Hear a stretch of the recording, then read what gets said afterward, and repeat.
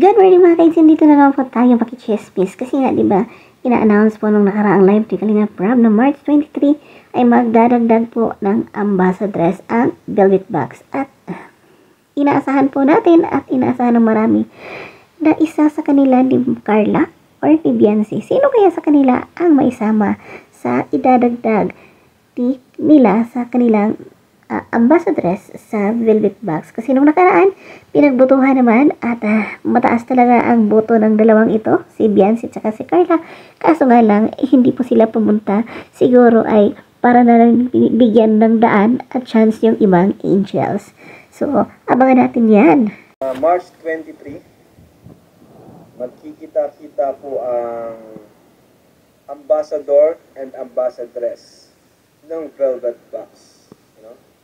At gagawa po kami, mag-shoot po kami ng TV ad. TV ad po for Velvet Box na model ay ambassador, ambassadress. And ipo-photoshoot na rin po yung para po sa billboard. So pupunta po si na Queen, lahat po ng ambassador and ambassadress po. And yung po kasi TV ad na yun din yung ipa-flash. Lahat, magagamit na po yun sa lahat. And yun din po yung ipa-flash dun sa March 30 naman, which is yung fashion show. Ayan guys, ang dami kong bulong ngayon. March 30, fashion show. March 28, Family Feud. And March 23, yun naman pong TV ad.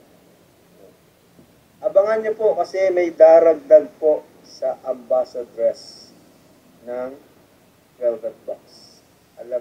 Di ko pa sabihin kung sino, abangan nyo na lang po. Basta may daragdag sa ambassadress ng Velvet Box.